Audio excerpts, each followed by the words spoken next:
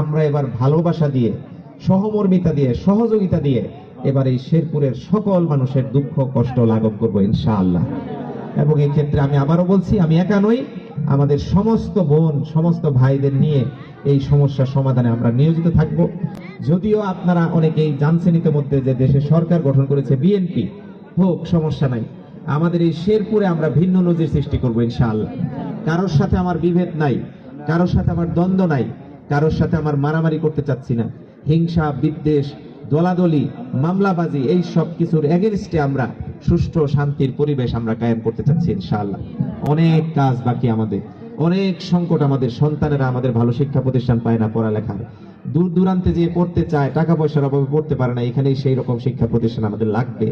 আমাদের চিকিৎসা ব্যবস্থা ধ্বংস, নাই কিছু। এখানে আমাদের গ্রাম থেকে শহর সুন্দর সেই চিকিৎসা ব্যবস্থার একটা সিস্টেম এস্টাবলিশ করতে হবে, আমাদের প্রতিষ্ঠা করতে হবে। আমাদের এখানে আমাদের নারীদের প্রতিনিয়ত নির্যাতনের শিকার হতে হয়, নিরাপত্তার বিরাট সংকট তৈরি হয়েছে। সেই সংকটগুলো দূর করার জন্য আমাদের প্রশাসনিক ব্যবস্থা জোরদার করতে হবে, মাদক এবং ইফটিজিং নির্মূল করতে হবে, সেই সাথে জুয়া মুক্ত একটা শেরপুর গঠন করতে হবে। এরকম অসংখ্য প্রকল্প, অসংখ্য পরিকল্পনা।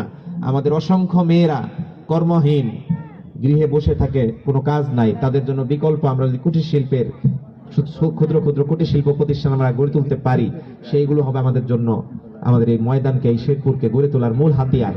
এরকম পরিকল্পনাগুলো আছে আমাদের, এবং প্রত্যেকটা, এটা শুধু রাস্তাঘাট না, ড্রেনেজ কালভার্ট না, গ্যাসের লাইন না, প্রত্যেকটা পরিকল্পনা যেগুলো আমাদের বরাদ্দ থাকবে, সেই বরাদ্দের শতভাগ বাস্তবায়ন এবার শেরপুরে হবে ইনশাআল্লাহ।